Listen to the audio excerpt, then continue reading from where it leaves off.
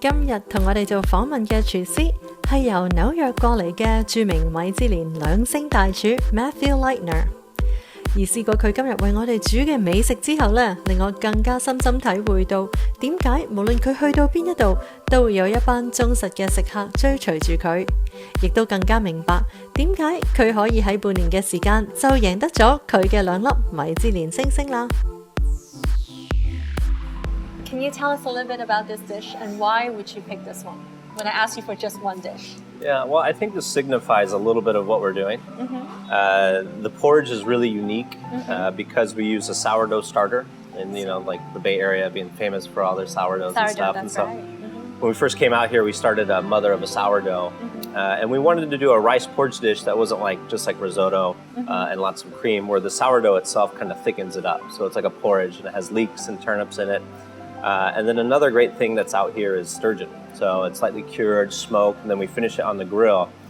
And as you eat it and breaks down, like the beautiful flakiness of the sturgeon works really, really well with the rice. So it kind of signifies a little bit what we do, like fresh, a little familiar, a little bit of a unique technique here at Nine Mark. It looks so good. Can I just try it? Yeah, go for it. Let's do it.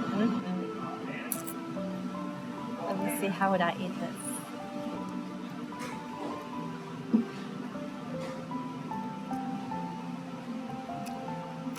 Oh my god. Oh my god, this is so good. Okay. Not supposed to eat it right now, but let me just one more bite. You gotta give me the recipe, it's so good. Okay, no more. That's it. We gotta start the interview. Okay.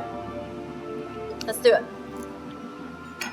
You're born in Nebraska? Yep. But you grow up you're raised in Portland, right? I moved to Portland when I was almost getting ready to turn 19, so I was 18. Oh, okay. Yeah, and so I spent my entire life in the Midwest. I see. My youth. Yeah. Okay, and then so when did you start thinking about, cooking, becoming a chef? In the beginning, it was all just necessity. It was... I wasn't really interested in what everyone else was, like with school. I was kind of tired of school. I needed to make money. I wanted to buy, my own things. Well, I know how all that feels. Yeah. So just at a young age, I, knew that I just needed to get to work. And so that's when I got interested in the restaurant business. But then, like you said, okay, in the beginning is necessity. And then when did you start developing like this passion for cooking? Well, I think the passion started immediately just because of the family. I think in restaurant businesses that you're able to connect with people, you spend a lot of time with them. And so I think in the beginning there, I started to feel that and that passion of being in the hospitality. And even when I was a younger kid, when I wasn't even in it, I knew that I wanted to be in an environment where you had the power to make people happy or to entertain people. And so the food was a good outlet for that. I know that you actually won a scholarship, culinary scholarship, to go to Spain. Okay, first of all, I've never heard of anything like this. Neither did I. No. And then, how good do you have to be to win a scholarship that will bring you to Spain to learn how to cook? Yeah, I think it was just all serendipitous. I didn't apply for a scholarship. At the time, I was just trying to get into a situation to where I wanted to go to Spain. So I took a job so I could make a little bit more money that I wasn't extremely content with, and just really sacrifice and save money so I could actually get to Spain. And everyone at the time was applying to go to El Bulli, and El Bulli was just there was no way, you can never hear back. Yeah. And then finally I started following a restaurant called Mokutanya, in Basque Country, and I sent my CV to them and I heard back. And I heard back from a woman, and she was like, "Oh, do you want to come to Spain? Would you like to be part of this?" And so at Mokutanya, they really introduced me to the whole scholarship program to really go out there and be out there for years. So I think it was just really, I don't know if the two lines just connected and fate and things like fate. that. That's right. We Chinese believe in it. So I think at that point in my career, I wasn't believing it. I had lots of opportunities to do things like that, and they always fell through. And so this was one that I wasn't going to allow go away.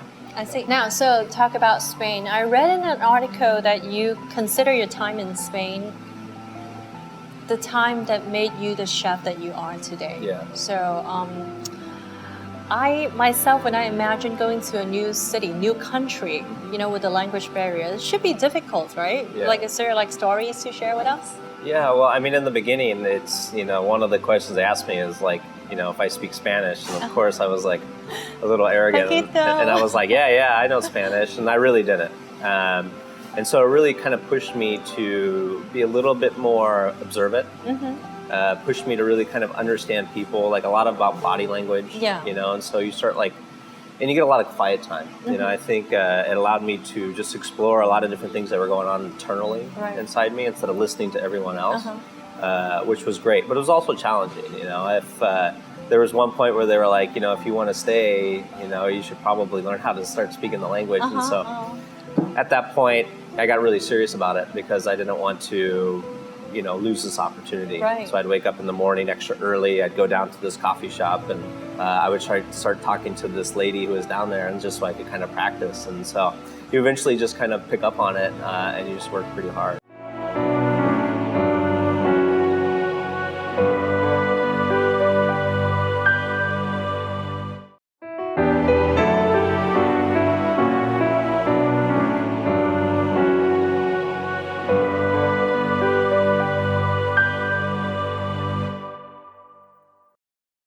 Now, okay, you came back from Spain and you also went to Denmark in 2009. Yeah. Now, I think everybody remembers that time. It was when, the housing market, stock market, everything's crashing. It was like the height of the recession. People are losing jobs. I remember restaurants that used to take days to make a reservation now, they're closing and all. So you coming back to nothing. How, what happened then? Yeah, well, I mean, it was kind of a tough time. I mean, I was pretty much, if I could have saved my visa, I'd probably still be living in Spain because it was just that amazing.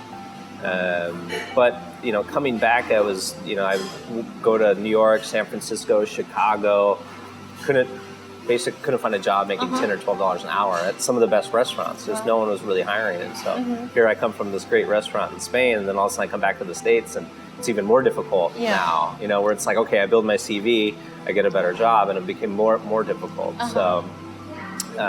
So then I ended up just having to move back to Nebraska for a few months. Right. I was kind of broke and just had to be, see my mom. And then I heard that you're bussing table your sister's restaurant. Right? Yeah, so eventually... You gotta stay in the restaurant business still, right? Yes. So eventually... I admire that. Yeah. My sister called me up and she was like, what are you doing? Just come out here. She just got like this little farmhouse just outside of Portland, Oregon. Just come back. So I went back and I still had a hard time finding a job. Just started fishing and just kind of like hiking and just kind of just trying to get back in touch with nature. And then just to put gas in my car, I would bus tables at a restaurant, which was like a Creole restaurant. So it was really interesting. It's really a humbling experience, and so you can never be so on top. Because the bottom the bottom is right there. Right, but in a Hollywood movie, this is when they get to the good part. That one of your turning point, Castagna happened. A considered high-end restaurant in Portland. The owner looked you up, and then you kind of changed the entire Portland culinary scene. Everyone's eating differently. So what's that about? Well, I think it was kind of on a verge of changing. I think that it always has been, but it's just at a singular point of view that we're able to kind of help contribute. Just the whole interaction. I met a great friend of mine. His name is Mike Thielen. He connected me with another guy who connected me with Monique Sue, who owned Castagna. And everyone was going to food carts. Everyone was going to super, super fast casual. And I was like, give me a chance. Let me do this. Like, people want to listen to something new. They want to have a new perspective.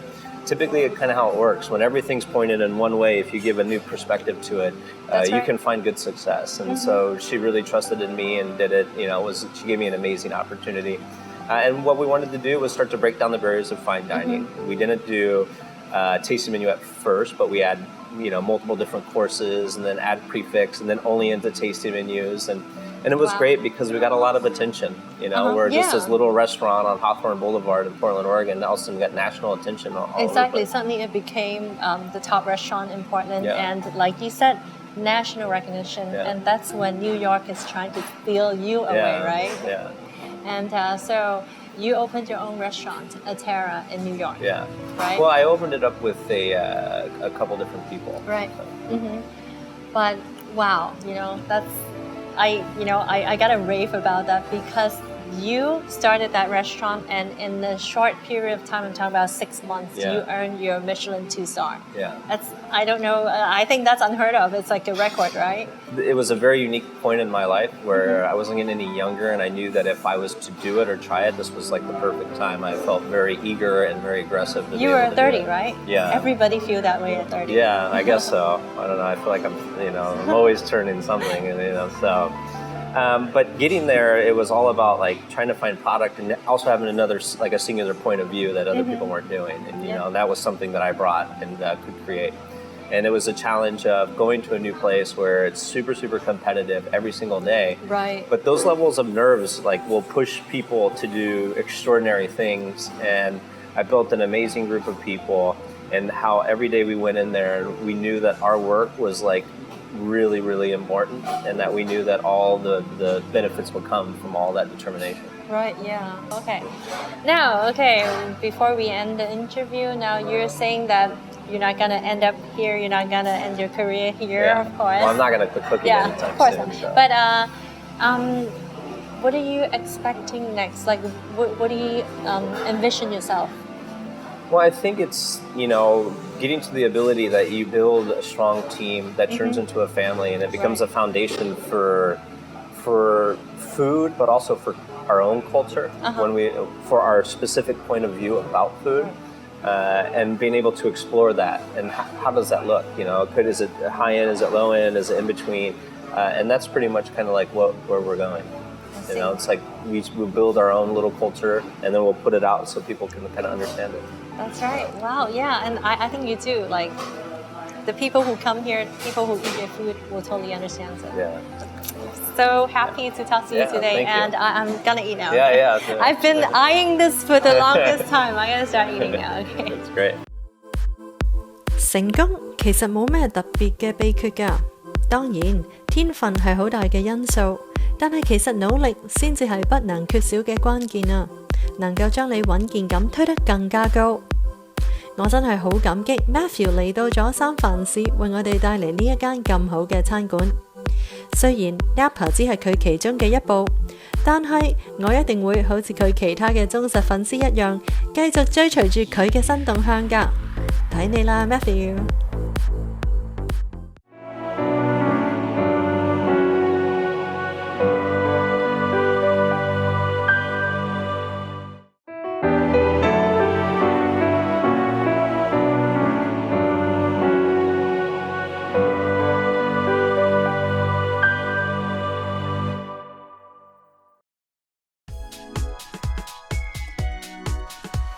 今天我们将要去 Burlingame 的一家日式烧烤店，这里推出孔雀肉和骆驼肉等充满异国情调的动物肉烧烤，听上去噱头十足，很多食客也忍不住驻足议论。业主特别强调，店内出售的这些动物肉来自饲养场，并不是什么珍贵保护动物，所有渠道合法，也允许宰杀做菜肴。尽管如此，这里的争议声从来不小。虽然饱受争议，每当夜幕来临的时候，店内的满座率却极高。这些动物肉的制法有什么特别之处吗？ Hi Joe， 你好，今天又带了什么好吃的给我呀？这个是孔雀，还有这个是骆驼。哇，那我必须要先试一试孔雀肉哦，比较少见。对，我可不可以先试一下？尝尝。呀，我试一点、试一点，放一点这个辣子看看。它有点像那个火鸡。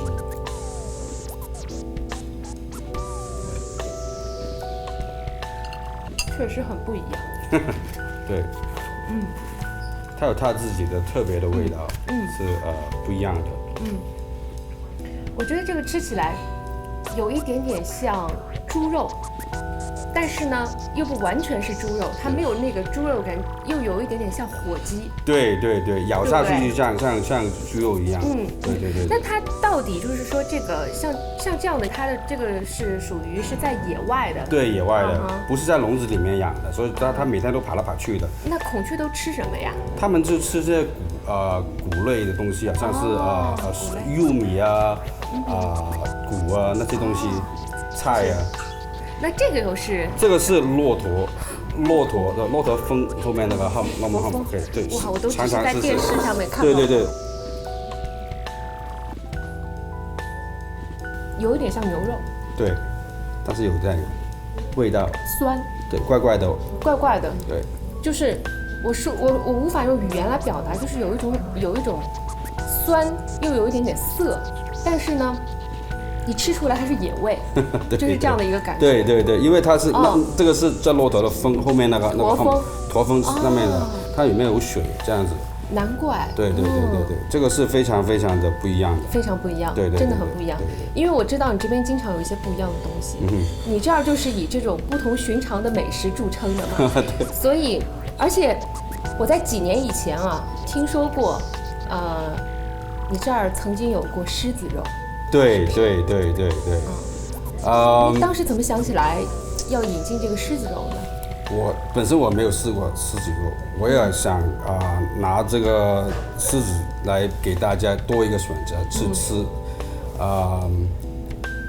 非洲狮子是跟是不一样的东西。对，非洲狮子是真的从非洲来的吗？不是，在非洲来过来，在这里farm raised 的，这是要农场养殖的。对，才可以合法在这里买。所以它渠道是合法的。渠道是合法，但是那个狮子肉是一般来说是非常的罕见，是没有人做这个东西。所以就是我知道当时好像很多媒体，还有包括像有一些动物保护协会，是不是都有介入了这样的？对，他们都来反对我们不要卖这狮子。对。那你当时是怎么应对的？这个对你的影响大不大？当时开始的时候就是说我在想是我只提供我顾客另一个选择。出发点是这样子，但是我没有考虑到他们那个情绪是这么激烈。他的情绪。对，很激烈，很反对我们。然后有很多电话打过来给我们的员工，就是说威胁我们，你再卖我就有些对你不利的东西了。那我们的员工都没有这样的准备工作在前面，所以我说，我跟我搭档说，不如我们就不要卖了。他说好，行，我们两个都不要再卖这东西了。你说每天都有人来问我，你们有没有狮子肉吃啊？这样。所以其实想吃狮子肉的人还是挺多的啊。对，他们是好奇，不是有些人来这，你有没有吃？我说有。他说不吃，我不吃。所以这是只是想来看一看，但是有些人是特意故意在洛杉矶开车来这里吃。对。那我就很好奇，这个狮子肉到底吃起来是什么味道？狮子肉吃着什么味道？你可以跟我描述一下吗？是什么味道？可以，因为我们一般来说，我们吃那些猪牛羊，他们都是吃草的。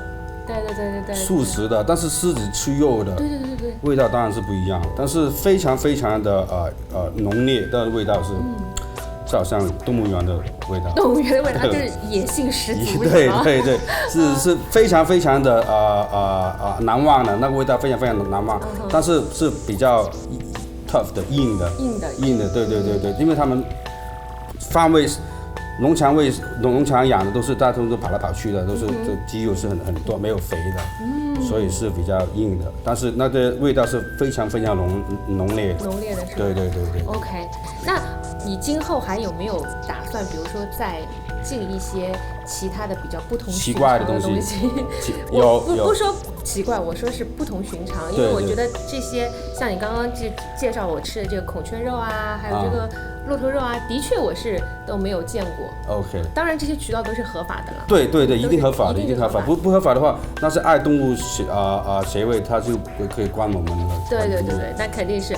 而且如果我觉得说如果这样的话，也确实是不太好，就是对大自然各方面确实不太好。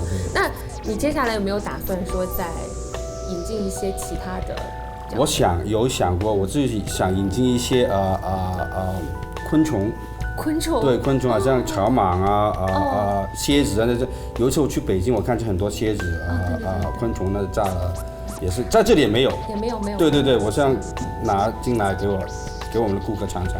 对，因为我知道有些昆虫它的营养价值是非常高的，对啊，蛋白质很高。对啊，但是我要想试试。好期待啊！好的，今天非常高兴啊，谢谢。那我想说，我们就继续吃吧。是。对。